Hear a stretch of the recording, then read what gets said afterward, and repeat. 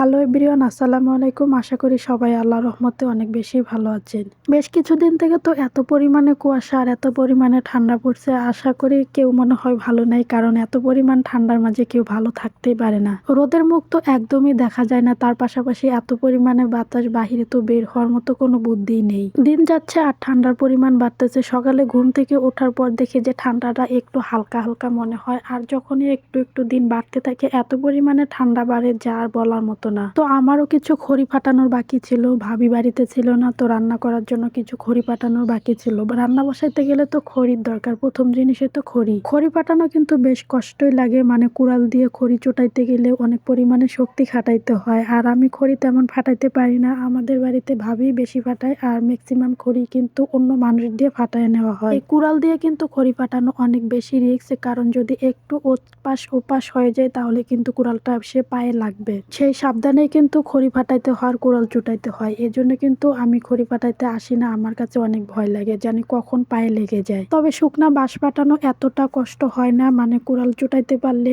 এটা সহজে ফাটানো যায়। আর যদি গাছের কাঠ হয় তাহলে কিন্তু অনেক কষ্ট হয়। তবে যখন গাছের ডাল দিয়ে খড়ি ফাটানো হয় তো ওগুলো কিন্তু মানুষের দ্বারাই করা হয়, কারণ ওগুলো পুরুষ মানুষ ছাড়া করতে পারবে না, মহিলা মানুষের এত শক্তি খাটাইতে পারে না। রান্নার কাজে তো খড়ি প্রথম হাতিয়ার, খড়ি ছাড়া তো রান্না একদমই অসম্পূর্ণ। আর আমরা যেহেতু গ্রামে থাকি এই জন্য কিন্তু খড়ি দিয়ে রান্না করতে হয়, সাথে কিন্তু পাতা দিয়েও মাঝে মাঝে রান্না করা হয়। তবে আমার কাছে এই সমস্ত কাজ অনেক বেশি ভালো লাগে, যেন গ্রামীণ সবকিছুই আমার কাছে অনেক বেশি ভালো লাগে। যেহেতু আমি গ্রামের মেয়ে, এই জন্য আমার কাছে গ্রামের কাজকর্ম ভালো লাগবে, এটাই স্বাভাবিক। তবে খড়ি দিয়ে রান্না করলে খুব বেশি যে খড়ি লাগে বিষয়টা এরকমও না, দেখা যায় এই বাঁশ খড়িগুলো একটু বেশি লাগে। তবে গাছের খড়ি হলে, মানে গাছের ডাল হলে ওগুলো রান্নার ক্ষেত্রে একটু কম লাগে, কারণ হলো এই শুকনো বাঁশ খড়িগুলো একটু পাতলা থাকে আর এগুলো জলে বেশি খুব তাড়াতাড়ি পুড়ে যায়। আর যখন গাছের ডাল হয় এগুলো একটু আস্তে আস্তে জ্বলে, ওই জন্য খড়ি কম লাগে। এই খড়ির পাশাপাশিও কিন্তু মাঝে মাঝে গোবরের শলা বানানো হয় গ্রামে অনেকে, আমাদেরও আগে মাঝে মাঝে বানানো হতো, কিন্তু